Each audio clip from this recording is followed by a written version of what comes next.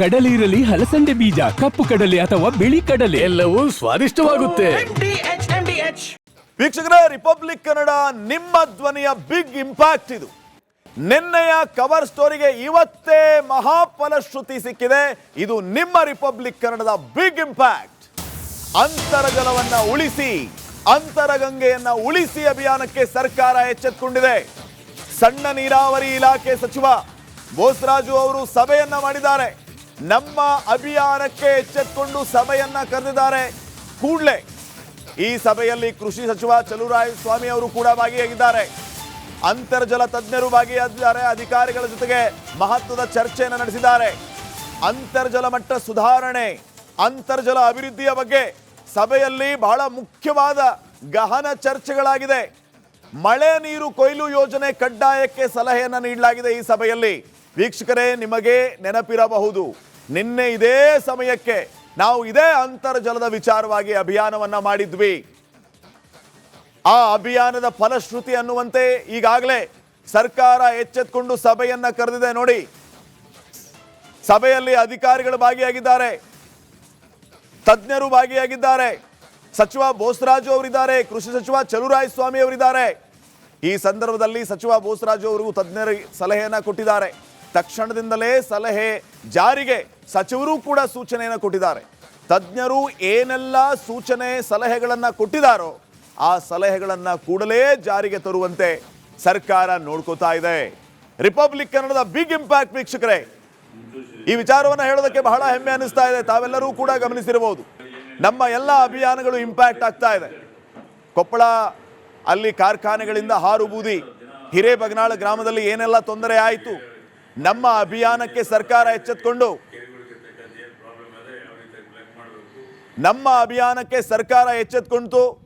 ಕೂಡಲೇ ಕಾರ್ಖಾನೆಗಳನ್ನು ಮುಚ್ಚೋದಕ್ಕೆ ನೋಟಿಸ್ ಕೊಡ್ತು.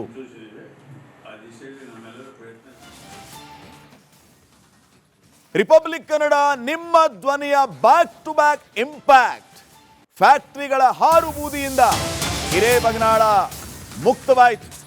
ನಮ್ಮ ವರದಿಯ ಬಳಿಕ ಧೂಳು ಹೊರ ಹಾಕ್ತಾ ಇದ್ದ ಕಾರ್ಖಾನೆ ಕ್ಲೋಸ್.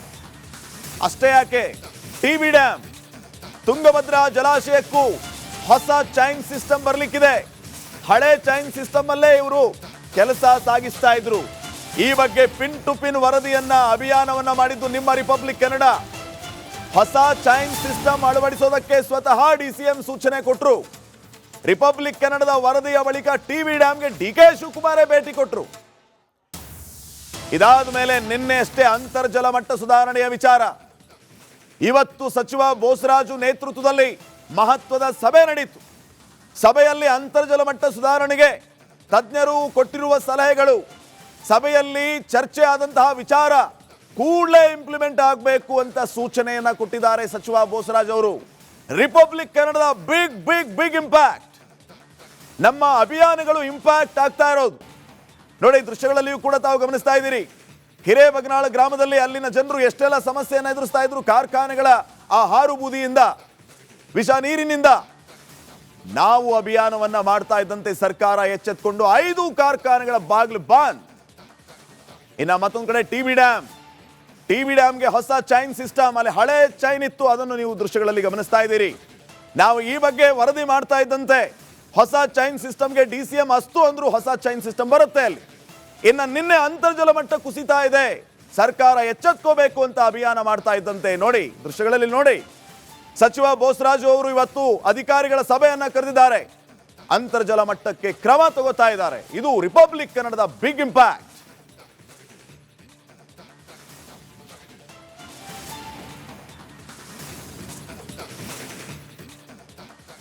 ಸಣ್ಣ ನೀರಾವರಿ ಸಚಿವ ಬೋಸರಾಜು ಅವರೇ ಈಗ ನಮ್ಮ ಜೊತೆಗೆ ಫೋನ್ ಸಂಪರ್ಕಕ್ಕೆ ಸಿಕ್ಕಿದ್ದಾರೆ.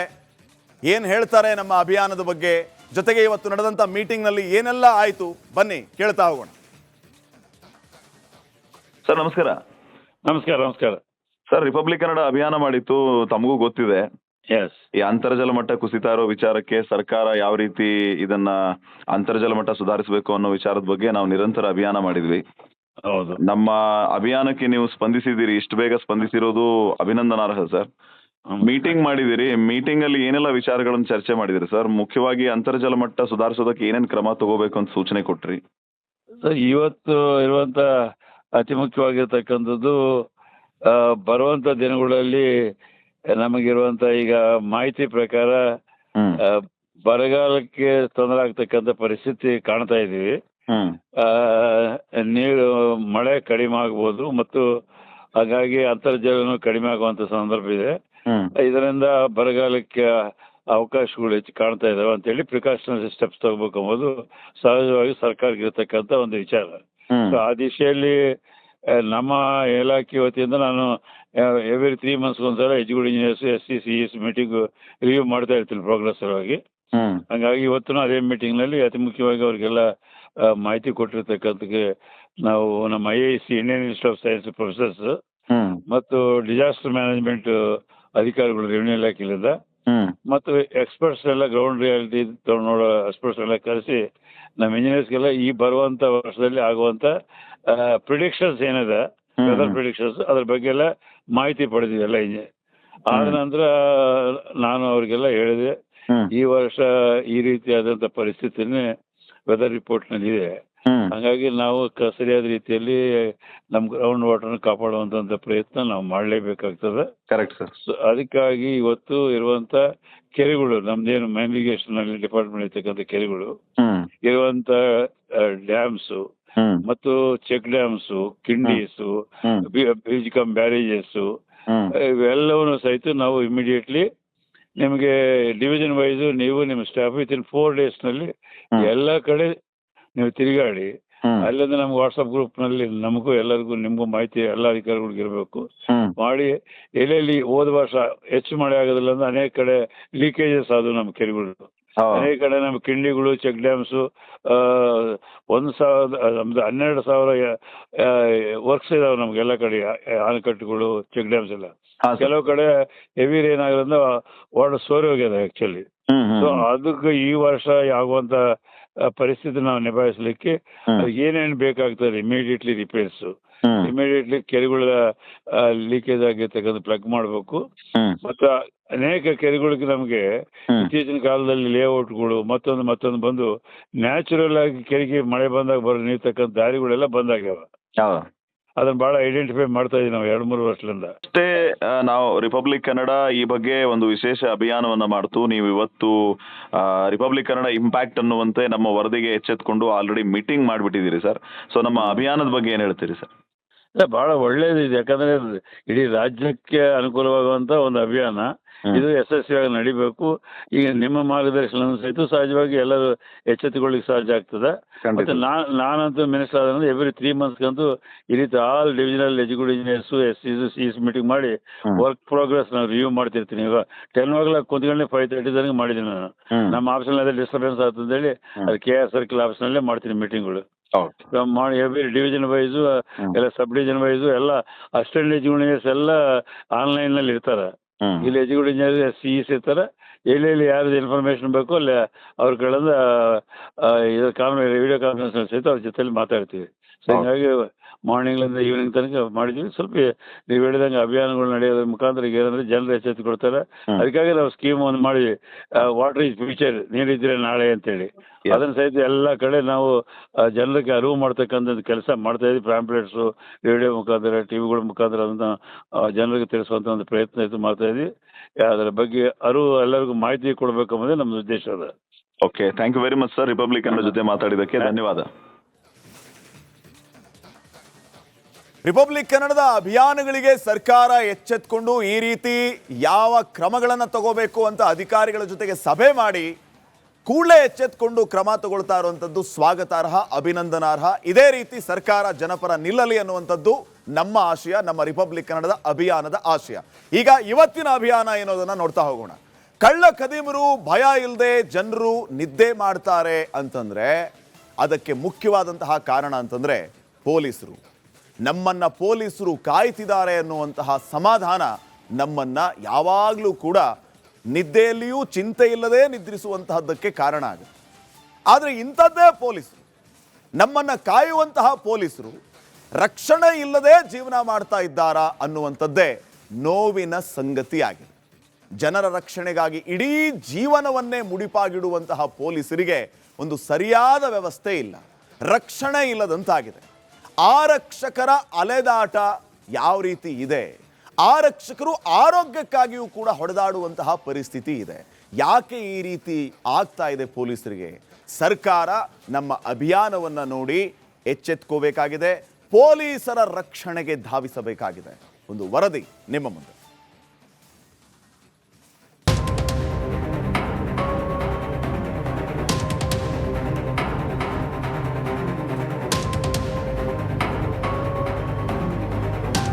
ಪೊಲೀಸರು ಖಡಕ್ ಕಾಕಿ ಹಾಕಿ ಇಡೀ ಜೀವನವನ್ನೇ ಸಮಾಜದ ಸ್ವಾಸ್ಥ್ಯ ಕಾಯಲು ಜೀವ ಮುಡಿಪಾಗಿಟ್ಟ ಕಾನೂನಿನ ಕಾವಲುಗಾರರು. ಯಾವುದೇ ಸಭೆ ಸಮಾರಂಭ ಇರಲಿ, ಪ್ರತಿಭಟನೆ ಧರಣಿಯೇ ನಡೆಯಲಿ, ಕೊನೆಗೆ ಗಲಭೆ ಗಲಾಟೆ ನೈಸರ್ಗಿಕ ವಿಪತ್ತು ಬಂದೊದಗಿದಾಗಲೂ ಮೊದಲು ಬಂದು ನಿಲ್ಲೋ ಪಡೆ ಅಂದ್ರೆ ಅದು ಪೊಲೀಸ್ ಪಡೆ. ವರ್ಷದ 365 ದಿನದ 24 ಗಂಟೆಯೂ ಸದಾ ಕರ್ತವ್ಯದಲ್ಲಿರೋ ನಮ್ಮ ಆರಕ್ಷಕರಿಗೆ ರಕ್ಷಣೆಯೇ ಇಲ್ಲದಂತಾಗಿದೆ. ಅತಿಯಾದ ಕೆಲಸದೊತ್ತಡ, ಮೂಲ ಸೌಕರ್ಯಗಳ ಕೊರತೆಯಿಂದ ಬಳಲಿದ ಈ ಜೀವ ಅನಾರೋಗ್ಯಗಳ ಆಗರವಾಗಿದೆ.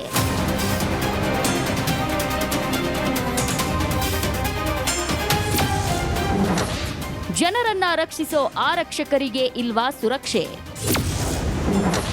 ಪಾಳು ಬಿದ್ದ ಠಾಣೆ, ಕುಸಿಯುತ್ತಿರೋ ಕ್ವಾರ್ಟರ್ಸ್.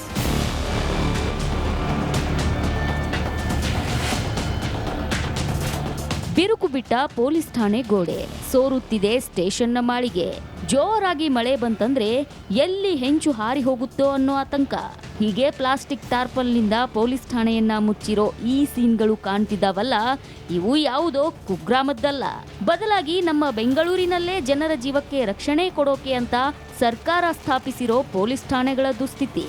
ಮಳೆ ಬಂದರೆ ಸಾಕು, ಗಾಳಿ ಬೀಸಿದ್ರೆ ಸಾಕು, ಪೊಲೀಸ್ ಠಾಣೆಯಲ್ಲಿರುವಂತಹ ಸಿಬ್ಬಂದಿಗಳಿಗೆ ನಡುಕ ಶುರುವಾಗುತ್ತೆ. ಅದಕ್ಕೆ ಸಾಕ್ಷಿ ಅಂತ ಇರುವಂಥದ್ದು ಸದ್ಯ ಬ್ಯಾಟರಾಯನಪುರದಲ್ಲಿರುವಂತಹ ಸಂಚಾರಿ ಪೊಲೀಸ್ ಠಾಣೆ. ಈ ಒಂದು ಸಂಚಾರಿ ಪೊಲೀಸ್ ಠಾಣೆಯ ಪರಿಸ್ಥಿತಿಯನ್ನು ಗಮನಿಸ್ತಾ ಇರ್ಬೋದು. ಮೇಲ್ಭಾಗ ಸಂಪೂರ್ಣವಾಗಿ ಕಿತ್ತು ಹೋಗ್ತಾ ಇದೆ. ಅದರ ಜೊತೆಗೆ ಈ ಒಂದು ಪೊಲೀಸ್ ಠಾಣೆಗೆ ಟರ್ಪಲ್ ವ್ಯವಸ್ಥೆಯನ್ನು ಮಾಡಿ ಇಲ್ಲಿ ಸೇವೆಯನ್ನು ನೀಡುವಂತಹ ಕೆಲಸವನ್ನು ಮಾಡ್ತಾ ಇರುವಂಥದ್ದು. ಅದೆಷ್ಟೋ ವರ್ಷಗಳಿಂದ ಕೂಡ ಈ ಒಂದು ಪೊಲೀಸ್ ಠಾಣೆಯ ಪರಿಸ್ಥಿತಿ ಇದೇ ರೀತಿ ಆಗ್ತಾ ಇದೆ. ಯಾವುದೇ ರೀತಿಯಾದಂತಹ ಕ್ರಮ ಆಗಿರ್ಬೋದು ಅಥವಾ ಕಟ್ಟಡದ ಬದಲಾವಣೆ ಏನಿದೆ ಅದನ್ನು ಮಾಡುವಲ್ಲಿ ಇಲಾಖೆಗಳು ಮುಂದಾಗ್ತಾ ಇಲ್ಲ.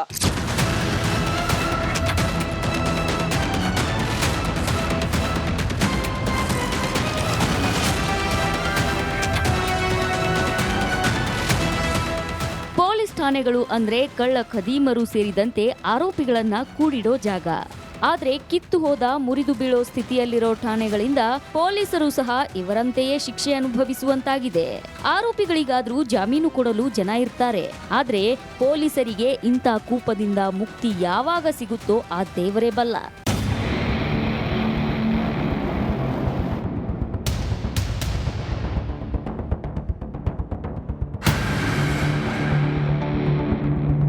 ಪಾಳು ಬಿದ್ದ ಪೊಲೀಸ್ ಠಾಣೆಗಳನ್ನ ನೋಡಿದ್ರಲ್ಲ, ಈಗ ಪೊಲೀಸ್ ಸಿಬ್ಬಂದಿ ವಾಸಿಸೋ ಕ್ವಾರ್ಟರ್ಸ್ಗಳ ಕರುಣಾಜನಕ ಕತೆ ಹೇಳ್ತೇವೆ. ಅಲ್ಲ, ನಿಮ್ಮ ಕಣ್ಮುಂದೆಯೇ ತೋರಿಸ್ತೇವೆ, ಬನ್ನಿ.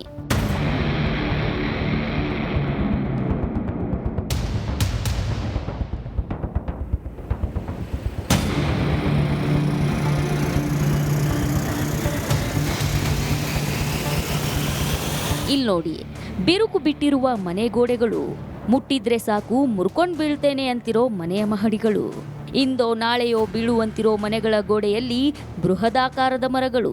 ಈ ದೃಶ್ಯಗಳನ್ನ ನೋಡಿದ್ರೆ ಸಾಕು, ಪೊಲೀಸ್ ಸಿಬ್ಬಂದಿ ಮತ್ತು ಅವರ ಕುಟುಂಬಸ್ಥರು ನಿತ್ಯ ಅನುಭವಿಸ್ತಾ ಇರೋ ಯಾತನೆ ನಿಮಗೆ ಅರ್ಥವಾಗುತ್ತೆ. ಹಲಸೂರು ಪೊಲೀಸ್ ಠಾಣೆ ವ್ಯಾಪ್ತಿಯಲ್ಲಿರೋ ಪೊಲೀಸ್ ಕ್ವಾರ್ಟರ್ಸ್ ಸಂಪೂರ್ಣ ಹಾಳಾಗಿದೆ. ಯಾವಾಗ ಕುಸಿದು ಬೀಳುತ್ತೋ ಅನ್ನೋ ಪರಿಸ್ಥಿತಿಗೆ ತಲುಪಿದೆ. ಇದು ಮಾತ್ರವಲ್ಲ, ಹಲಸೂರಿನಲ್ಲಿರೋ ಮತ್ತೊಂದು ವಸತಿ ಗೃಹದ ಸ್ಥಿತಿಯೂ ಅದೇ ರೀತಿಯಾಗಿದೆ. ಮಡಿವಾಳ, ಶೇಷಾದ್ರಿಪುರಂ, ಹಲಸೂರು ಪೊಲೀಸ್ ಸಿಬ್ಬಂದಿಗಿರುವ ಹಲಸೂರು ಮೆಟ್ರೋ ನಿಲ್ದಾಣದ ಬಳಿ ಇರೋ ಕ್ವಾರ್ಟರ್ಸ್ ಕೂಡ ಭಯ ಬೀಳಿಸುತ್ತೆ.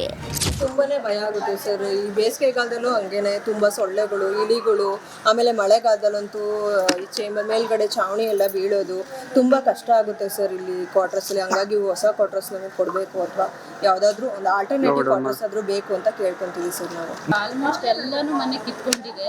ಅಡುಗೆ ಮಾಡಿದ್ರು ಅಡುಗೆದ್ರಲ್ಲೇನೆ ಏನಾದ್ರೂ ಬೀಳತ್ತೆ ಮೇಲ್ಗಡೆಯಿಂದ. ಮಳೆ ಬಂದಾಗಲಂತೂ ಅಡುಗೆ ಮಾಡಿ ಇಡೋದು, ಮಕ್ಕಳಿಗೆ ಊಟ ಮಾಡಿಸೋದು ಅಂದ್ರೂ ಭಯ.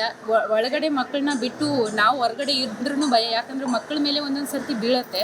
ಹಂಗಾಗಿ ತುಂಬ ಭಯ ಆಗುತ್ತೆ. ಒಂದೊಂದು ಸರ್ತಿ ಕೆಳಗಡೆ ಬಂದರೆ ಕ್ಲೀನಿಂಗ್ ಅಂತೂ ಮೇಂಟೆನೆನ್ಸ್ ಏನೂ ಇಲ್ಲ. ಹಾಗಾಗಿ ಸೊಳ್ಳೆ ಕಾಟನೂ ಸಿಕ್ಕಾಪಟ್ಟೆ ಇದೆ.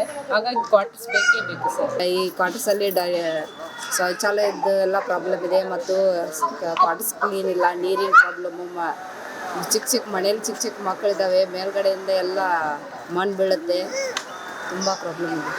ಪೊಲೀಸ್ ಕಾನ್ಸ್ಟೇಬಲ್ಗಳು ಅಂದ್ರೆ ಅವರು ಸಹ ಶೋಷಿತ ಸಮುದಾಯವೇ. ಮೇಲಧಿಕಾರಿಗಳಿಂದ ಕೆಲಸದ ಒತ್ತಡ, ಪಾಳು ಬಿದ್ದ ಠಾಣೆ, ಕುಸಿಯುತ್ತಿರುವ ಕ್ವಾರ್ಟರ್ಸ್, ಇದೂ ಸಾಲದು ಅನ್ನುವಂತೆ ಬಿಸಿಲು ಮಳೆ ಗಾಳಿಯನ್ನೂ ಲೆಕ್ಕಿಸದೆ ಕರ್ತವ್ಯ ನಿರ್ವಹಿಸಬೇಕಾದ ಅನಿವಾರ್ಯತೆ. ಈ ಎಲ್ಲಾ ಸಮಸ್ಯೆಗಳಿಂದಾಗಿ ಪೊಲೀಸ್ ಸಿಬ್ಬಂದಿಯು ತೀವ್ರ ಅನಾರೋಗ್ಯದಿಂದ ಬಳಲ್ತಾ ಇದ್ದಾರೆ. ಇನ್ನಾದರೂ ಸರ್ಕಾರ police constable, head constable, ASI ಮಟ್ಟದ ಸಿಬ್ಬಂದಿ ಜೀವನ ಮಟ್ಟವನ್ನ ಉತ್ತಮಪಡಿಸುವ ಕೆಲಸ ಮಾಡಬೇಕಿದೆ. ಇದೇ ರಿಪಬ್ಲಿಕ್ ಕನ್ನಡದ ಕಳಕಳಿ. Charan Moodbidri, metro bureau, republic Kannada.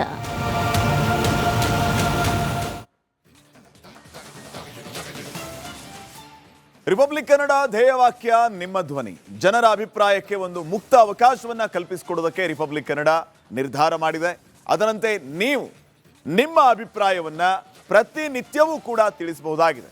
ಇವತ್ತಿನ ವಿಷಯ ವೀಕ್ಷಕರೇ, ಆರಕ್ಷಕರಿಗೆ, ಪೊಲೀಸರಿಗೆ ಬೇಕಿದೆ ಸುರಕ್ಷೆ, ಪೊಲೀಸ್ ಸಿಬ್ಬಂದಿಗೆ ಸೂಕ್ತ ವ್ಯವಸ್ಥೆ ಬೇಕು. ಇದಕ್ಕೆ ನಿಮ್ಮ ಸಲಹೆಗಳೇನು? ಸರ್ಕಾರ ಯಾವ ವಿಚಾರಗಳ ಬಗ್ಗೆ ಗಮನ ಹರಿಸಲೇಬೇಕಾಗಿದೆ? ನಿಮ್ಮ ಅಭಿಪ್ರಾಯವನ್ನ ನಮ್ಮ ದೂರವಾಣಿ ನಂಬರ್ಗೆ ಕರೆ ಮಾಡಿ ತಿಳಿಸಬಹುದಾಗಿದೆ. ನಮ್ಮ ಈ ವಾಟ್ಸಪ್ ನಂಬರ್ಗೆ 2 ಲೈನ್ಗಳಲ್ಲಿ ನಿಮ್ಮ ಅಭಿಪ್ರಾಯವನ್ನ ಮೆಸೇಜ್ ಮಾಡಬಹುದಾಗಿದೆ. ಸ್ಕ್ರೀನ್ ಮೇಲೆ ನಂಬರ್ ಹೋಗ್ತಾ ಇದೆ, ನಂಬರ್ ನೋಟ್ ಮಾಡ್ಕೊಳ್ಳಿ, ಮೆಸೇಜ್ ಮಾಡಿ, ಕಾಲ್ ಮಾಡಿ. ಎಕ್ಸ್ನಲ್ಲಿಯೂ ಕೂಡ ಅಭಿಪ್ರಾಯವನ್ನ ಹಂಚ್ಕೋಬಹುದಾಗಿದೆ. ಇವತ್ತಿನ ವಿಷಯ, ಆರಕ್ಷಕರಿಗೆ ಬೇಕಿದೆ ಸುರಕ್ಷೆ. ಈ ಬಗ್ಗೆ ನಿಮ್ಮ ಸಲಹೆಗಳೇನು? ಸರ್ಕಾರ ಯಾವ ವಿಚಾರಗಳ ಬಗ್ಗೆ ಗಮನ ಹರಿಸಲೇಬೇಕು? ಈ ಬಗ್ಗೆ ನಿಮ್ಮ ಅಭಿಪ್ರಾಯವನ್ನು ಹಂಚ್ಕೊಳ್ಳಿ, ತಡ ಮಾಡಬೇಡಿ.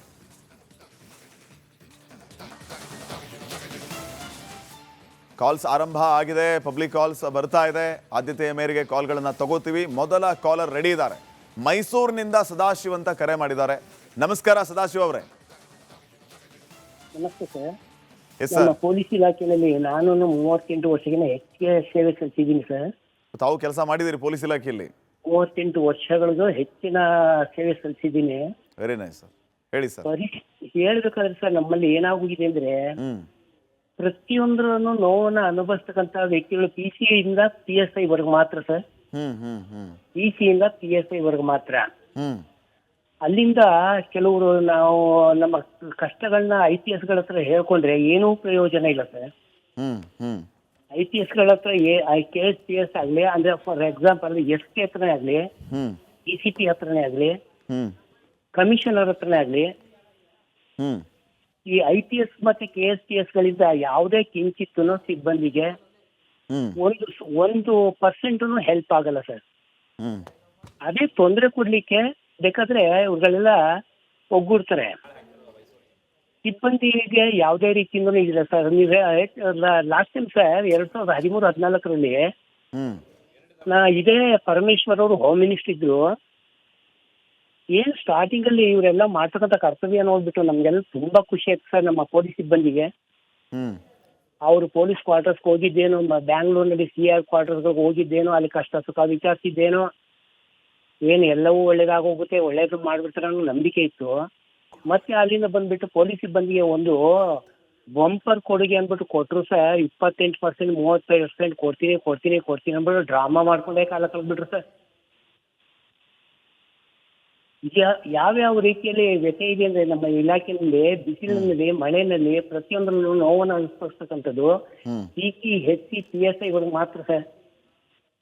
ಮತ್ತೆ ಈ ಇವ್ರುಗಳಿಗೆಲ್ಲ ನಮ್ಮ ನೋವುಗಳು ಚೇಂಬರ್ ಕೂತ್ಕೊಂಡು ನಮ್ಮ ನೋವುಗಳು ಇವ್ರಿಗೆ ಅರ್ಥನೇ ಆಗೋದಿಲ್ಲ ಅಂತ ಅನ್ಸುತ್ತೆ.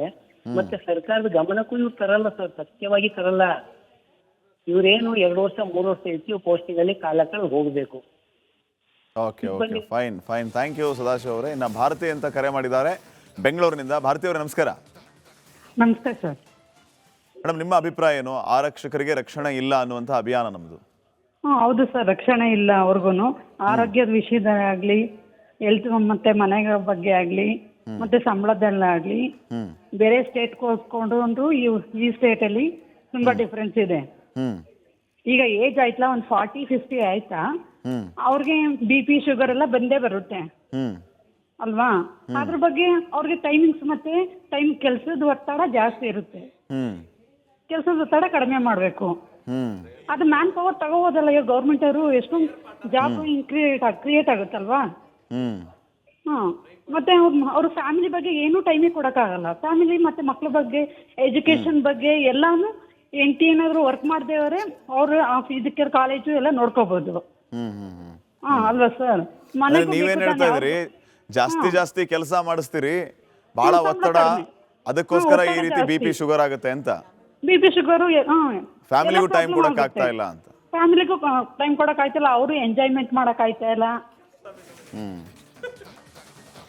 ಓಕೆ, ಧನ್ಯವಾದ ಭಾರತಿ ಅವರೇ ಕರೆ ಮಾಡಿದೆ.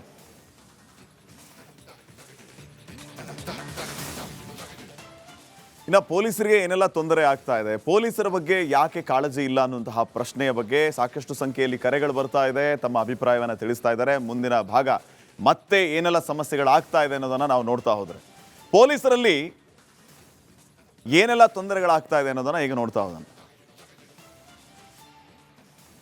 ಅತಿಯಾದ ಬಳಕೆಯಿಂದ ಪೊಲೀಸರಿಗೆ ಕಾಯಿಲೆಯ ಕಾಟ ಆಗ್ತಾ ಇದೆ. ಇನ್ನು ಪೊಲೀಸರು ಆರೋಗ್ಯದ ಬಗ್ಗೆ ನಿಗಾ ವಹಿಸಬೇಕು. ಪೊಲೀಸರಲ್ಲಿ ಮೂಳೆ ನರಗಳ ಸಮಸ್ಯೆ ಹೆಚ್ಚಾಗ್ತಾ ಇದೆ. ಇದರ ಜೊತೆಗೆ ಧೂಳು ಹೊಗೆ ಸೇವನೆಯಿಂದ ಶ್ವಾಸಕೋಶಕ್ಕೆ ಅಪಾಯ ಎದುರಾಗ್ತಾ ಇದೆ. ಗಂಟೆಗಟ್ಟಲೆ ನಿಲ್ಲೋದ್ರಿಂದ ಮೂಳೆಗಳ ಸವೆತ, ಗಂಟೆಗಟ್ಟಲೆ ನಿಲ್ಲಬೇಕು ಅವರು, ಅದರಿಂದ ಇಷ್ಟೆಲ್ಲ ತೊಂದರೆ ಆಗ್ತಾ ಇದೆ. ಸೊಂಟ ಹಾಗೂ ಕಾಲಿನ ಜಾಯಿಂಟ್ಗಳ ನೋವು ಕಾಣಿಸ್ಕೊಳ್ತಾ ಇದೆ. ಇದರ ಜೊತೆಗೆ ಹಲವು ತೊಂದರೆಗಳು, ಕಾಲಿನ ನರದಲ್ಲಿ ಗಂಟು ಅಲ್ಸರ್ ಆಗುವಂತಹ ಸಾಧ್ಯತೆಗಳು ಕೂಡ ಇದೆ. ಪೊಲೀಸರಿಗೆ ಸಮರ್ಪಕವಾಗಿ ನೀರು ಕುಡಿಯಲಾಗದೆ ಕಿಡ್ನಿ ಸಮಸ್ಯೆ ಕೂಡ ಎದುರಾಗ್ತಾ ಇದೆ. ಪೊಲೀಸರಿಗೆ ಮೂತ್ರ ವಿಸರ್ಜನೆಗೆ ಸ್ಥಳ ಇಲ್ಲ, ಮೂತ್ರಪಿಂಡಕ್ಕೆ ಹಾನಿಯಾಗುವಂತಹ ಕೆಲಸಗಳಾಗ್ತಾ ಇದೆ. ನಿಮಗೆಲ್ಲ ಕಣ್ಣೆದುರುಗಡೆ ನೋಡ್ತಾ ಇರ್ತೀರಿ ನೀವು, ಅವರು ಎಲ್ಲೆಲ್ಲಿ ಕೆಲಸ ಮಾಡ್ತಿರ್ತಾರೆ, ಎಲ್ಲೆಲ್ಲಿ ಅವ್ರನ್ನ ಡಿಪ್ಲಾಯ್ ಮಾಡ್ತಾರೆ, ಅಲ್ಲಿ ಏನು ವ್ಯವಸ್ಥೆ ಇರುತ್ತೆ. ಪೊಲೀಸ್ ಸಿಬ್ಬಂದಿಗೆ ಕಿಡ್ನಿಯಲ್ಲಿ ಸ್ಟೋನ್ ಆಗುವ ಸಾಧ್ಯತೆ, ಹೀಗೆ ಹಲವು ಲಿಸ್ಟ್ ದೊಡ್ಡದಾಗ್ತಾನೆ ಹೋಗುತ್ತೆ. ಇದು ಇಷ್ಟೆಲ್ಲ ತೊಂದರೆ ಆಗ್ತಾ ಇದೆ ಪೊಲೀಸರಿಗೆ. ಅವರಿಗೆ ರಕ್ಷಣೆ ಬೇಕಲ್ವಾ, ಆರೋಗ್ಯದ ಗ್ಯಾರಂಟಿ ಬೇಕಲ್ವಾ. ಒಬ್ಬ ಕಾಲರ್ ರೆಡಿ ಇದ್ದಾರೆ. ಅನಿಲ್ ಅವರೇ ನಮಸ್ಕಾರ. ಸರ್ ನಮಸ್ತೆ. ಎಸ್ ಸರ್, ಏನ್ ಹೇಳ್ತೀರಿ? ನನಗೆ ಗೊತ್ತಿದ್ದಂಗೆ 10,000 ಜನಗೆ ಒಬ್ರು PC ಇರ್ಬೋದು ಸರ್, ನನ್ನ ಅಂದಾಜು, ನನ್ನ ನಾಲೆಜ್ ಪ್ರಕಾರ. ಆಮೇಲೆ ವಿಐಪಿಗಳು ಅವ್ರು ಬೆಳಗ್ಗೆ ಮನೇಲಿ ಎದ್ದೇ ಇರಲ್ಲ ಪಾಪ. ಇವರು PC ಅವರೇ ಆಗ್ಲಿ ಇನ್ನೊಬ್ರೇ ಆಗ್ಲಿ, ಅವ್ರು ಬೆಳಗ್ಗೆ 5 ಗಂಟೆಗೆ ಬಂದು ಕಾಯ್ಕೊಂಡಿರ್ತಾರೆ ಪಾಪ. ಬಿಸಿಲಲ್ಲೆಲ್ಲ ಒಣಗಿ ನಮ್ಗೆ ಬೇಜಾರಾಗುತ್ತೆ ಸರ್. ನಾವು ಫಂಕ್ಷನ್ಗಳೆಲ್ಲ ಹೋಗಿ ನೋಡ್ತೀವಲ್ಲ, ಅವ್ರು VIP ಅವ್ರು ಇನ್ನ ಮಲಗಿರ್ತಾರೋ ಎದ್ದಿರ್ತಾರೋ ಏನೋ ಗೊತ್ತಿಲ್ಲ. ತುಂಬಾ ಅದೆಲ್ಲ ಸಿಕ್ಕಾಪಟ್ಟೆ ಟಾರ್ಚರ್ ಇದೆ ಸರ್ ಅವ್ರಿಗೆಲ್ಲ. ಹೋಮ್ ಗಾರ್ಡ್ಸು ಅಷ್ಟೇ, ಹೋಮ್ ಗಾರ್ಡ್ಸು ತುಂಬಾ ಟಾರ್ಚರ್ ಇದೆ. ಯಾಕಂದ್ರೆ ಈ ಜನಸಂಖ್ಯೆ ಎಷ್ಟಿದೆ, ಪೊಲೀಸವ್ರು ಎಷ್ಟಿದ್ದಾರೆ ನೀವೇ ಇದ್ ಮಾಡಿ ಸರ್, ಟ್ಯಾಲಿ ಮಾಡಿ ಸರ್, ನಿಮ್ಗೆ ಗೊತ್ತಾಗುತ್ತೆ. ಇವಾಗ 10,000 ಜನಕ್ಕೆ ಒಬ್ಬ ಪೊಲೀಸ್ ಇದ್ರೆ ಏನ್ ಮಾಡ್ತಾರೆ ಸರ್? ಕಳ್ಳ ಒಬ್ರು PC ಮೇಲೆ ಅಟ್ಯಾಕ್ ಮಾಡಿದ್ರೆ ಒಬ್ರು PC ಏನ್ ಮಾಡಕ್, ಏನ್ ವೆಪನ್ ಇದೆ ಅವ್ರ ಒಬ್ರು PC ಹತ್ರ? ಏನ್ ಮಾಡಕ್ಕಾಗುತ್ತೆ ಸರ್? ಅವ್ರ ಹತ್ರ ಎಲ್ಲ ವೆಪನ್ ಅದು ಇದು ಇರುತ್ತೆ. PC ಅವ್ರಿಗೆ ಏನೋ ಒಂದು ಇದು ಲಾಠಿ ಕೊಟ್ಟಿರ್ತಾರೆ ಅಷ್ಟೇ, ಮತ್ ಬಿಟ್ರೆ ಇನ್ನೇನ್ ಸೆಕ್ಯೂರಿಟಿ ಇದೆ ಅವ್ರಿಗೆ? ಅದಕ್ಕೆ ತುಂಬಾ ಕೆಳಮಟ್ಟದಿಂದ ಇಂಪ್ರೂವ್ಮೆಂಟ್ ಮಾಡ್ಬೇಕು ಸರ್ ಇವರು. Okay fine, thank you Anil Kumar ಅವರೇ, ಫೋನ್ ಮಾಡಿ ನಿಮ್ಮ ಅಭಿಪ್ರಾಯ ತಿಳಿಸಿದ್ದಕ್ಕೆ. ಕರೆ ಮಾಡಿದ ಎಲ್ಲರಿಗೂ ಕೂಡ ಧನ್ಯವಾದಗಳು. ಗಂಟು ಕಟ್ಟಿಕೋ ಲವಂಗ, ಹಸಿರು ಏಲಕ್ಕಿಯಿಂದ ತುಂಬಿದ MDH ಮಸಾಲೆ. ತಮಿಳುನಾಡಲ್ಲಿ ವಿಜಯ್ಗೆ ಸಾಥ್ ಕೊಡುವಂತಹ ಸಾರಥಿ ಯಾರು ಅನ್ನುವಂತಹ ಪ್ರಶ್ನೆಗೆ ಕೊನೆಗೂ ಉತ್ತರ ಸಿಕ್ಕಿದೆ. TVK ಜೊತೆಗೆ ಕಾಂಗ್ರೆಸ್ ಕೈ ಜೋಡಿಸಿದೆ, ಬೆಂಬಲವನ್ನ ನೀಡಿದೆ, ಆದರೆ ಹಲವು ಷರತ್ತುಗಳನ್ನ ಮುಂದಿಟ್ಟಿದೆ. ಈ ಬಗ್ಗೆ ಒಂದು ವರದಿ ಇದೆ, ಬನ್ನಿ ನೋಡೋಣ.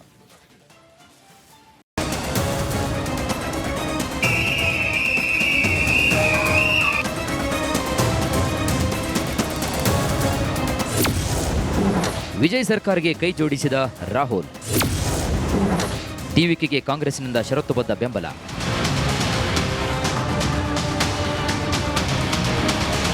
ಈ ರಾಜಕೀಯ ಅಂದ್ರೇನೆ ಹಾಗೆ. ಇಲ್ಲಿ ಯಾರು ಶಾಶ್ವತ ಶತ್ರುಗಳೂ ಅಲ್ಲ, ಶಾಶ್ವತ ಮಿತ್ರರೂ ಅಲ್ಲ. ಹೌದು, ತಮಿಳುನಾಡಿನ ಪ್ರಸಕ್ತ ರಾಜಕೀಯ ಸನ್ನಿವೇಶವನ್ನು ನೋಡಿದರೆ ಈ ಮಾತು 100ಕ್ಕೆ 100ರಷ್ಟು ಅನ್ವಯವಾಗುತ್ತೆ. DMKಯ ಸ್ಟಾಲಿನ್ ಜೊತೆಗೂಡಿ ವಿಜಯ್ ಪಕ್ಷದ ವಿರುದ್ಧ ಹೋರಾಡಿದ್ದ ಕಾಂಗ್ರೆಸ್ ಇದೀಗ ಅದೇ TVK ಪಕ್ಷಕ್ಕೆ ಸಾಥ್ ನೀಡಿದೆ. ಸರ್ಕಾರ ರಚಿಸಲು ತಮ್ಮ 5 ಶಾಸಕರ ಬೆಂಬಲ ನೀಡಿದೆ.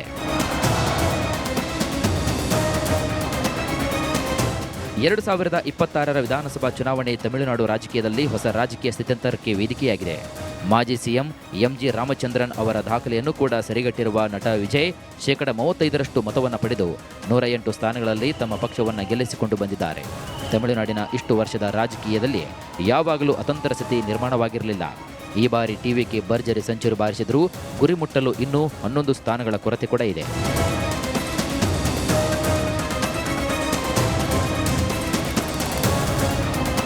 ಕೊನೆಗೂ ಸ್ಥಳೀಯ ಕಾಂಗ್ರೆಸ್ ನಾಯಕರ ಒತ್ತಾಸೆಗೆ ಮಣಿದ ಹೈಕಮಾಂಡ್ ವಿಜಯ್ ಜೊತೆಗೆ ಕೈ ಜೋಡಿಸಲು ಒಪ್ಪಿದೆ. ರಾಹುಲ್ ಗಾಂಧಿ ಸೂಚನೆ ಬಳಿಕ ತಮಿಳುನಾಡು ಕಾಂಗ್ರೆಸ್ ಉಸ್ತುವಾರಿ ಗಿರೀಶ್ ಚೊಂಡಾಕರ್ ತಂಡ ವಿಜಯ್ ಭೇಟಿಯಾಗಿದ್ದು ಷರತ್ತುಬದ್ಧ ಬೆಂಬಲ ಪತ್ರವನ್ನು ನೀಡಿತು.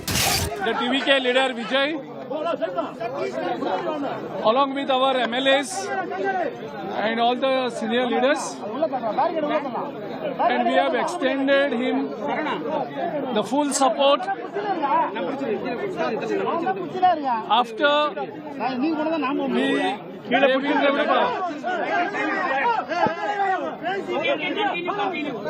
we gave letter.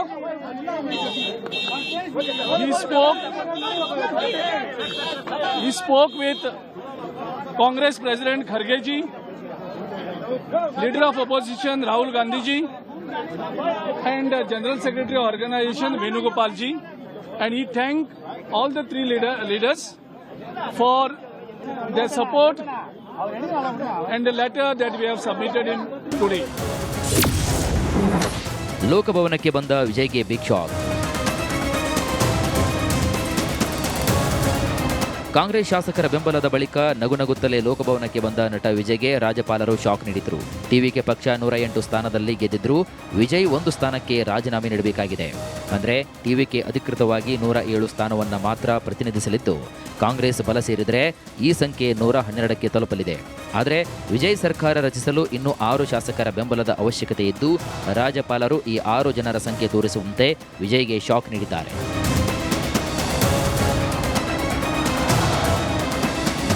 ತಮಿಳುನಾಡಿನಲ್ಲಿ ಮೊದಲ ಬಾರಿಗೆ ದ್ರಾವಿಡೇತರ ಸರ್ಕಾರ ರಚನೆಗೆ ವೇದಿಕೆ ಸಿದ್ಧವಾಗ್ತಾ ಇದೆ.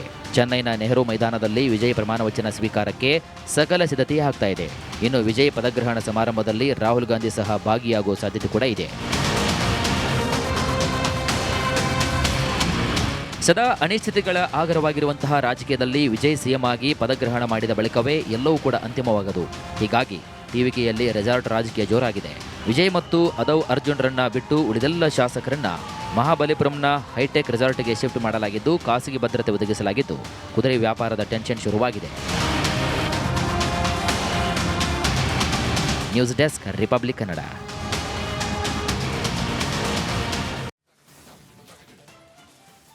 ತಮಿಳುನಾಡು ರಾಜಕೀಯದಲ್ಲಿ ಒಂದು ರೀತಿ ಟ್ವಿಸ್ಟ್ಗಳ ಮೇಲೆ ಟ್ವಿಸ್ಟ್ಗಳು. ನಾಳೆ ವಿಜಯ್ ದಳಪತಿಯ ಪದಗ್ರಹಣ ನಡಿಬೇಕಾಗಿತ್ತು. ಆದರೆ ಸಂಜೆಯ ನಂತರ ಆದಂತಹ ಬೆಳವಣಿಗೆಗಳನ್ನು ಗಮನಿಸಿದಾಗ ಬಹುಶಃ ನಾಳೆ ವಿಜಯ್ ದಳಪತಿಯ ಪದಗ್ರಹಣ ಡೌಟ್. ಇವತ್ತು ರಾತ್ರಿಯೇ ಕೇರಳಕ್ಕೆ ರಾಜ್ಯಪಾಲರು ಪ್ರವಾಸ ಮಾಡ್ತಾ ಇದ್ದಾರೆ. ರಾತ್ರಿ ಮತ್ತೊಮ್ಮೆ ವಿಜಯ್ ಭೇಟಿ ಆಗಬೇಕಾಗಿತ್ತು ರಾಜ್ಯಪಾಲರು, ಆದರೆ ಆಗಿಲ್ಲ. ಇವತ್ತು ರಾಜ್ಯಪಾಲರ ಜೊತೆಗೆ 2ನೇ ಭೇಟಿಯೂ ಕೂಡ ಅನುಮಾನ. ಕಾರಣ ಕೇರಳ ಪ್ರವಾಸ. ರಾಜ್ಯಪಾಲರ ಮೂಲಕ ದಾಳ ಉರುಳಿಸ್ತಾ ಇದೆಯಾ ಬಿಜೆಪಿ ಅನ್ನುವಂತಹ ಪ್ರಶ್ನೆ, ಅನುಮಾನವೂ ಕೂಡ ಈಗ ರಾಜಕೀಯ ಪಡಸಾಲೆಯಲ್ಲಿ ಓಡಾಡ್ತಾ ಇದೆ. ಸರ್ಕಾರದಿಂದ ಕಾಂಗ್ರೆಸ್ ಹೊರಗಿಡೋದಕ್ಕೆ ಈ ತಂತ್ರಗಾರಿಕೆಯ AIADMK ಜೊತೆಗೂಡಿ ಸರ್ಕಾರ ರಚನೆಗೆ ಇದೊಂದು ರೀತಿ ರಹದಾರಿಯಾ ಅನ್ನುವಂಥ ಪ್ರಶ್ನೆ ಕೂಡ ಮೂಡ್ತಾ ಇದೆ. ಆಮೇಲೆ ಇನ್ನೊಂದು ಮುಖ್ಯವಾದಂಥ ವಿಚಾರ ಏನಂತಂದರೆ, ಕಾಂಗ್ರೆಸ್ ಈಗ ಹಲವು ಷರತ್ತುಗಳನ್ನು ಇಟ್ಟು ಬೆಂಬಲವನ್ನು ನೀಡಿದೆ. ಆದರೆ ಟಿವಿಕೆ ಇನ್ನೂವರೆಗೂ ಇದಕ್ಕೆ ರೆಸ್ಪಾನ್ಸ್ ಮಾಡಿಲ್ಲ. ಇದು ನೆನಪಿರಲಿ. ಅವರು ಷರತ್ತುಗಳನ್ನು ಒಪ್ಕೊಂಡಿದ್ದಾರಾ? ಇವರು ಆಯಿತು ನಿಮ್ಮ ಬೆಂಬಲವನ್ನು ನಾವು ಒಪ್ಕೋತೀವಿ, ಬನ್ನಿ ನಮ್ಮ ಜೊತೆಗೆ ಅಂತ ಕರೆದಿದ್ದಾರಾ? ಅಫಿಷಿಯಲಿ ಇನ್ನೂ ಏನಾಗಿಲ್ಲ. ಅವರು ಈ ಬೆಂಬಲ, ಕಾಂಗ್ರೆಸ್ನವ್ರು ಹೇಳ್ತಾ ಇರೋದೇನು, ಈ ಬೆಂಬಲ ಕೇವಲ ಬಹುಮತ ಸಾಬೀತಿಗೆ ಅಲ್ಲ, ಮುಂದೆ ಬರುವಂತಹ ಸ್ಥಳೀಯ ಸಂಸ್ಥೆ ಚುನಾವಣೆ ಆಗಿರ್ಬೋದು, ಲೋಕಸಭೆ ಚುನಾವಣೆ, ರಾಜ್ಯಸಭೆ ಇತ್ಯಾದಿ ಎಲ್ಲ ಚುನಾವಣೆಗಳಲ್ಲೂ ಟಿವಿಕೆ ನಮ್ಮ ಜೊತೆಗೆ ಮರ್ಜ್ ಆಗಿರಬೇಕು ಅಂತ ಷರತ್ತು ಕೊಟ್ಟಿದ್ದಾರೆ. ಆ ಷರತ್ತನ್ನು ಟಿವಿಕೆ ಅವರು ಒಪ್ಕೋತಾರಾ? ಅದು ಮುಖ್ಯವಾಗಿದೆ. ಸೊ ನೋಡೋಣ ಏನೇನಾಗುತ್ತೆ ಅಂತ ಹೇಳಿ. ನೆಕ್ಸ್ಟ್,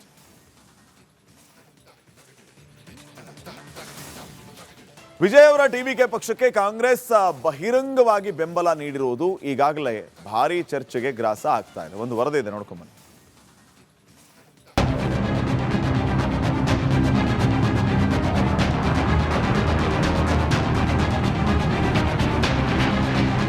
ರಾಜಕೀಯ ಅಧಿಕಾರ ಅನ್ನೋದು ಯಾರನ್ನಾದರೂ ಕ್ಷಣಾರ್ಧದಲ್ಲಿ ಬದಲಾಯಿಸಿಬಿಡುತ್ತೆ ಅನ್ನೋದಕ್ಕೆ ತಮಿಳುನಾಡಿನ ಪಾಲಿಟಿಕ್ಸ್ ನೇರ ನಿದರ್ಶನ. ನಿನ್ನೆ ರಾತ್ರಿ ಡಿಎಂಕೆ ಜೊತೆಗಿದ್ದ ಕಾಂಗ್ರೆಸ್ ಇಂದು ಅಧಿಕಾರದಾಸೆಗೆ ಟಿವಿಕೆ ಬಳಗಕ್ಕೆ ಜಂಪ್ ಆಗಿದ್ದು ಬಹಿರಂಗ ಬೆಂಬಲವನ್ನು ಕೂಡ ಘೋಷಣೆ ಮಾಡಿದೆ. ಅತ್ತ ಸ್ಟಾಲಿನ್ ಸೇನೆ ಇದು ವಿಶ್ವಾಸ ದ್ರೋಹ ಅಂತ ಗಂಡಕಾರ್ತಾ ಇದೆ. ತಮಿಳುನಾಡಿನಲ್ಲಿ ಸ್ಟಾಲಿನ್ಗೆ ಕೊಟ್ಟ ರಾಹುಲ್, ಕಾಂಗ್ರೆಸ್ ವಿಶ್ವಾಸದ್ರೋಹಿ ಎಂದು ಡಿಎಂಕೆ ಕಿಡಿ. ತಮಿಳುನಾಡಿನಲ್ಲಿ 16 ವರ್ಷದಿಂದ ಅಧಿಕಾರ ಕಾಣದೆ ಕಂಗಾಲಾಗಿದ್ದ ಕಾಂಗ್ರೆಸ್ಗೆ ಮರಳುಗಾಡಿನಲ್ಲಿ ಓಎಸ್ಎಸ್ ಸಿಕ್ಕಂತಾಗಿದೆ. ಚುನಾವಣಾ ಪೂರ್ವದಿಂದಲೇ ನಮಗೂ ಕ್ಯಾಬಿನೆಟ್ನಲ್ಲಿ ಸ್ಥಾನಮಾನ ಬೇಕು ಅಂತ ಬೇಡಿಕೆ ಇಟ್ಟಿದ್ದ ಕಾಂಗ್ರೆಸ್ ಎಲೆಕ್ಷನ್ ಮುಗಿಯುತ್ತಿದ್ದಂತೆ ನೇರ ಗೆದ್ದೆತ್ತಿನ ಬಾಲವನ್ನ ಹಿಡಿದಿದೆ.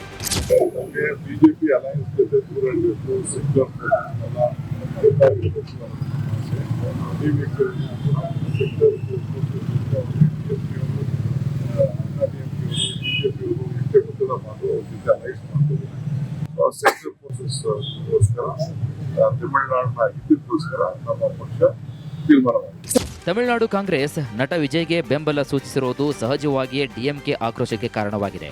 ಕಾಂಗ್ರೆಸ್ ನಮಗೆ ವಿಶ್ವಾಸದ್ರೋಹ ಮಾಡಿದೆ, ಬೆನ್ನಿಗೆ ಚೂರಿ ಹಾಕಿದೆ ಅಂತ ಸ್ಟಾಲಿನ್ ಸೇನೆ ಕಿಡಿಕಾರ್ತಾನೆ ಇದೆ. ಕಾಂಗ್ರೆಸ್ನ ಅವಕಾಶವಾದಿತನದಿಂದ ಒಳ್ಳೆಯ ಮಿತ್ರನನ್ನ ಕಳೆದುಕೊಳ್ತಾ ಇದೆ ಅಂತ ಗಂಭೀರ ಎಚ್ಚರಿಕೆ ನೀಡಿದೆ.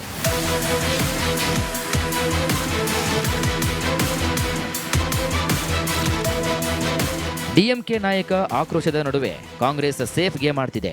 ನಾವು ಎಐಎಡಿಎಂಕೆಯಂತಹ ಕೋಮುವಾದಿಗಳನ್ನ ಅಧಿಕಾರದಿಂದ ದೂರ ಇಡಲು ಬಯಸುತ್ತಿದ್ದೇವೆ. ಜಾತ್ಯತೀತ ತತ್ವದ ಮೇಲೆ ನಂಬಿಕೆ ಇಟ್ಟ ವಿಜಯ್ಗೆ ಬೆಂಬಲಿಸಿದ್ದೇವೆ ಅಂತ ಮಸೂರಿನಲ್ಲಿ ಕೂದಲು ತೆಗೆದಿದೆ. Congress is always for a secular, so to avoid communal force to come into administrative this thing. So Congress has taken a stand up for secular this thing. Even DMK also, if they are really a secular this thing, they also have to take a stand. ಅಧಿಕಾರ ಕೈತಪ್ಪಿದ ಹತಾಶೆ ಕೇವಲ DMK ಮಾತ್ರವಲ್ಲ, ಎಐಎಡಿಎಂಕೆಯಲ್ಲೂ ಕೂಡ ಬಿರುಗಾಳಿ ಎಬ್ಬಿಸಿದೆ. 2 ಚುನಾವಣೆಯಲ್ಲಿ ಸೋತು ಸುಣ್ಣವಾಗಿರುವಂತಹ ಎಐಎಡಿಎಂಕೆಯಲ್ಲಿ ಕೆಲ ಶಾಸಕರು ವಿಜಯ್ ಜೊತೆಗೆ ಮೈತ್ರಿಗೆ ಮನಸ್ಸು ಮಾಡಿದ್ದಾರೆ ಅಂತ ಹೇಳಲಾಗ್ತಾ ಇದೆ. ಪಕ್ಷದಲ್ಲಿ ಎದ್ದಿರುವಂತಹ ಅಸಮಾಧಾನದ ಸುಂಟರಗಾಳಿ ತಣಿಸಲು ಪ್ರಧಾನ ಕಾರ್ಯದರ್ಶಿ ಎಡಪ್ಪಾಡಿ ಪಳನಿಸ್ವಾಮಿ ಆಪ್ತರೊಂದಿಗೆ ಗಂಭೀರ ಸಭೆ ನಡೆಸಿದ್ದಾರೆ.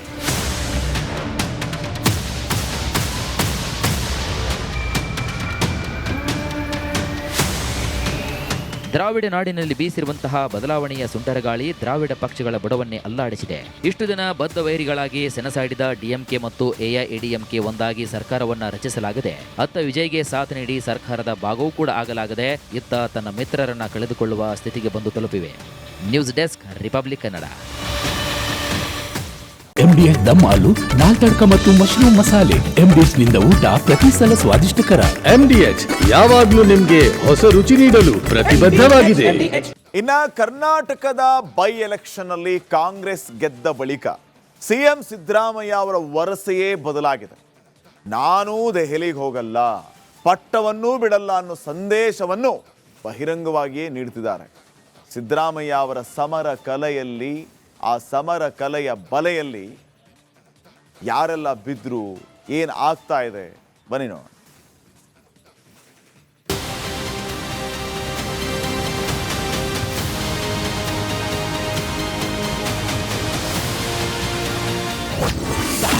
ಸಿಎಂ ಸಮರ ಕಲೆ, ಡಿಕೆ ಬಣಕ್ಕೆ ಬಿತ್ತಾ ಬಲೆ. ಅವರಿನಲ್ಲೇ ನಿಂತು ಸಂದೇಶ ಕೊಟ್ಟ ಸಿದ್ದರಾಮಯ್ಯ. ಕರ್ನಾಟಕ ರಾಜ್ಯ ರಾಜಕೀಯ ದಿನದಿಂದ ದಿನಕ್ಕೆ ಹೊಸ ರೂಪ ಪಡೆದುಕೊಳ್ತಾ ಇದೆ. ಅದರಲ್ಲೂ ರಾಜ್ಯದ ಬೈ ಎಲೆಕ್ಷನ್ಗಳ ರಿಸಲ್ಟ್ ಬಂದ ಮೇಲಂತೂ ಸಿದ್ದರಾಮಯ್ಯ ಬಣ ಸೇಫ್ ಮೋಡ್ಗೆ ಜಾರಿ. ಮಾತ್ರವಲ್ಲ, ನಮ್ಮದೇ 5 ವರ್ಷದ ಸರ್ಕಾರ ಅನ್ನೋ ಸಂದೇಶವನ್ನು ನೇರವಾಗಿ ನೀಡ್ತಾ ಇದೆ. ಇವತ್ತು ತವರು ನೆಲೆ ಮೈಸೂರಿನಲ್ಲಿ ಮಾತಾಡಿರೋ ಸಿದ್ದರಾಮಯ್ಯ, ಹೈಕಮಾಂಡ್ ಹೇಳಿದ್ರೆ ನಾನೇ 5 ವರ್ಷ ಸಿಎಂ ಅಂತ ಸಂದೇಶ ರವಾನಿಸಿದ್ರು. ರಾಹುಲ್ ಗಾಂಧಿ ಇಲ್ಲಿವರೆಗೆ ದೆಹಲಿ ಕರೆದಿಲ್ಲ, ನಾನು ಅಪಾಯಿಂಟ್ಮೆಂಟ್ ಕೂಡ ಕೇಳಿಲ್ಲ ಅನ್ನೋ ಮೂಲಕ ನಾನೇ ಕುರ್ಚಿಗೆ ಕಿಂಗ್ ಅನ್ನೋ ಸಂದೇಶ ರವಾನಿಸಿದ್ರು. ಫಲಿತಾಂಶದಿಂದ ತಾವು 5 ವರ್ಷ ಕಂಪ್ಲೀಟ್ ಮಾಡ್ತೀರಾ ಅಂತಾರೆ ಸರ್. ತಾವು 5 ವರ್ಷ ಕಂಪ್ಲೀಟ್ ಮಾಡ್ತೀರಾ ಅಂತಾನೆ ಸರ್. ನಮ್ಮ ಪಕ್ಷ 5 ವರ್ಷ ಕಂಪ್ಲೀಟ್ ಮಾಡಿ. ಅಲ್ಲ ತಾವು sir as A chief minister ಪುನಃ 15 ಹೇಳಿದ್ರೆ ಏನು ಪ್ರಯೋಜನ? ಹೈಕಮಾಂಡ್ನವ್ರು ಏನು ತೀರ್ಮಾನ ಮಾಡ್ತಾರೆ ಅದರಂತೆ. ಯಾಕಂದ್ರೆ 83 5 ವರ್ಷ ಇರಬೇಕು ಅಂತಂದ್ರೆ ಇರ್ತೀನಿ ಸರ್. 83 ನೋಡಪ್ಪ, ಹೈಕಮಾಂಡ್ನವರು ಮುಂದುವರಿರಿ ಅಂತಂದ್ರೆ ಮುಂದುವರಿತೇನೆ, ಇಲ್ಲ ಅಂತಂದ್ರೆ ಅವರು ಏನು ಹೇಳ್ತಾರೆ ಹಂಗೆ. ಹೈಕಮಾಂಡ್ನವ್ರು ತೀರ್ಮಾನ ಮಾಡ್ತಾರ್ರಿ, ಪುನಃ 15 ಕೇಳಿದ್ರೆ ಮಾತಾಡ್ತಿದ್ದಾರೆ. ಅದಕ್ಕೆ ಹೈಕಮಾಂಡ್ನವ್ರು ಏನು ತೀರ್ಮಾನ ಮಾಡ್ತಾರೆ ಅದು. ದೆಹಲಿಗೆ ಹೋಗ್ತಾ ಇದ್ದೀರಾ ಸರ್? ದೆಹಲಿಗೆ ಹೋಗ್ತಿದ್ದೀರಾ ಸರ್? ದಿಲ್ಲಿಗೆ ಕರೆದ್ರೆ ಹೋಗ್ತೀನಿ. ಅಲ್ಲ, ಸಂಪುಟ ಪುನರ್ರಚನೆ ವಿಚಾರನಾ ಅಥವಾ ಬೇರೆ ಏನು ವಿಚಾರ? ದಿಲ್ಲಿಗೆ ಕರೆದ್ರೆ ಹೋಗ್ತೀನಿ, ಇಲ್ಲಿವ್ರೆ ನಾನೇ ಹೋಗ್ಬೇಕಾದ್ರೆ ರಾಹುಲ್ ಗಾಂಧಿ ಅಪಾಯಿಂಟ್ಮೆಂಟ್ ಕೊಟ್ಟಾಗ ಹೋಗ್ತೀನಿ. ರಾಹುಲ್ ಗಾಂಧಿ ಅವರ ಅಪಾಯಿಂಟ್ಮೆಂಟ್ ಕೊಟ್ಟ ಮೇಲೆ ತೀರ್ಮಾನ ಮಾಡ್ತೀನಿ. ಸಿದ್ದರಾಮಯ್ಯ ಅವರ ಮಾತಿನ ವರಸೆ ಬದಲಾದಂತೆ ಅವರ ಆಪ್ತರ ಮಾತಿನ ದಾಟಿಯೂ ಬದಲಾಗ್ತಾ ಇದೆ. ಹೈಕಮಾಂಡ್ ಅದರ ಕೆಲಸ ಮಾಡ್ತಾ ಇದೆ ಎಂದಿರುವ ಪರಮೇಶ್ವರ್, ಇಲ್ಲ ಸಲ್ಲದ ಮಾತಿನಿಂದ ಆಡಳಿತದ ಮೇಲೆ ಪರಿಣಾಮ ಬೀರ್ತಾ ಇದೆ ಅಂತ ಪರೋಕ್ಷ ಎಚ್ಚರಿಕೆ ನೀಡಿದ್ದಾರೆ. ಗೊಂದಲ ಬಗೆಹರಿಲೇಬೇಕು. ನಮ್ಮ ಉದ್ದೇಶ ಇರೋದು ಆಡಳಿತದ ಮೇಲೆ ಪರಿಣಾಮ ಆಗಬಾರ್ದು ಅನ್ನೋದು ಅಷ್ಟೇ. ಅದಕ್ಕಾಗಿ ಈಗ ಗೊಂದಲ ಬಗೆಹರಿಲೇಬೇಕು. ಬಗೆಹರಿಸ್ತಾರೆ ಅಂತ ನನಗೆ ವಿಶ್ವಾಸ ಇದೆ. ಬಗೆಹರಿಸದೇ ಇರುವಂಥ ಗೊಂದಲ ಅಲ್ವೇ ಅಲ್ಲ. ಬಗೆಹರಿಸೋದಕ್ಕೆ ಅವರಿಗೆ ಚುನಾವಣೆಯಲ್ಲಿ ಬ್ಯುಸಿ ಇದ್ದರು. ಈಗ ಚುನಾವಣೆ ಮುಗಿದಿದೆ. ನನಗೆ ವಿಶ್ವಾಸ ಇದೆ ಆದಷ್ಟು ಶೀಘ್ರವಾಗಿ ಒಂದು ಹಂತಕ್ಕೆ ಬರುತ್ತೆ ಇದು ಅಂತ ಹೇಳಿ. ಯಾಕೆಂದರೆ ನಾನು ಹೇಳಿದಾಗೆ ನಮಗೆ ಬೇಕಾಗಿರೋದು ಆಡಳಿತ ಮುಖ್ಯ. ಆಡಳಿತ ಜನಗಳಿಗೆ ನೀವು ಕಿತ್ತಾಟ್ಕೊಳ್ಳಿ, ಏನಾದರೂ ಮಾಡ್ಕೊಳ್ಳಿಯಪ್ಪ, ನಮ್ಗೆ ಆಡಳಿತ ಮುಖ್ಯ, ಕಾರ್ಯಕ್ರಮ ಮುಖ್ಯ ಅನ್ನುವಂಥದ್ದು ಸಂದರ್ಭ. ಅದಕ್ಕೋಸ್ಕರ ಬೇಗ ಬಗೆಹರಿಸ್ತಾರೆ ಅಂತ ಅನ್ಕೊಳ್ತೀನಿ. ಹೈಕಮಾಂಡ್ ಕೂಡ ಸಿದ್ದರಾಮಯ್ಯ ಪರ ವಾಲಿರೋದು ಡಿಕೆ ಸಹೋದರರ ಆತಂಕಕ್ಕೆ ಕಾರಣ ಆಗಿದೆ. ಒಳಗೆ ಕುದಿತಾ ಇದ್ರು ಮೇಲೆ ಕೂಲಾಗಿರುವಂತೆ ಇದ್ದಾರೆ. ಈ ಮಾತನ್ನ ಸ್ವತಃ ಅಂಟಮಾಸ್ ಹೇಳ್ಕೊಂಡಿದ್ದಾರೆ. ಬಾಡಿ ಯಾವಾಗ್ಲೂ ಹೊರಗಡೆ ಕೂಲಾಗಿರುತ್ತೆ, ನಿಮ್ಮ ಬಾಡಿ ಒಳಗಡೆ ಬ್ಲಡ್ಡು ಭಾಳ ಬಿಸಿಯಾಗಿರುತ್ತೆ. ಏನು ಮಾಡೋಕ್ಕಾಗುತ್ತೆ?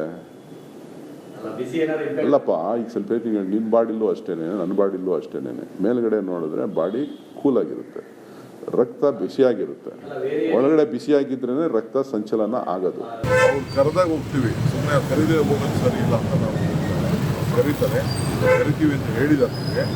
ಅವ್ರು ಕರೆದಾಗ ಖಂಡಿತ ಹೋಗ್ತೀವಿ. ಅವ್ರು ಕರೆದಾಗ ಹೋಗ್ತೀವಿ, ಸುಮ್ಮನೆ ಕರೀದೇ ಹೋಗೋದು ಸರಿ ಇಲ್ಲ ಅಂತ ನಾವು ಕರೀತಾರೆ, ಕರಿತೀವಿ ಅಂತ ಹೇಳಿದಾರೆ.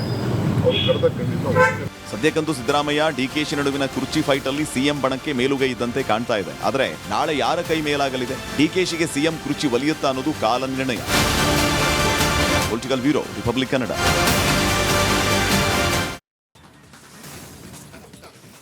ಇದಾಗಿತ್ತು ಇವತ್ತಿನ ನಿಮ್ಮ ಧ್ವನಿ ಪ್ರೈಮ್ ನ್ಯೂಸ್. ನೋಡ್ತಾ ಇರಿ ರಿಪಬ್ಲಿಕ್ ಕನ್ನಡ, ಇದು ನಿಮ್ಮ ಧ್ವನಿ. ನಮಸ್ಕಾರ. ಆರೋಗ್ಯ ಹಾಗೂ ನ್ಯೂಟ್ರಿಷನ್ ಸಿಗುತ್ತೆ ನೋಡಿ, ಬಾಡಿ ಸ್ಟ್ರಾಂಗ್ ಆಗುತ್ತೆ. ಸ್ವಲ್ಪ ತಿಂದು ಹಸಿವು ನಿಗುತ್ತೆ, ಡೈಜೆಷನ್ಗೆ ಇಲ್ಲ ಅಪಾಯ. MDH ಸೋಯಾ ಟೀ, ಅಸಲಿ ಪ್ರೋಟೀನ್. MDH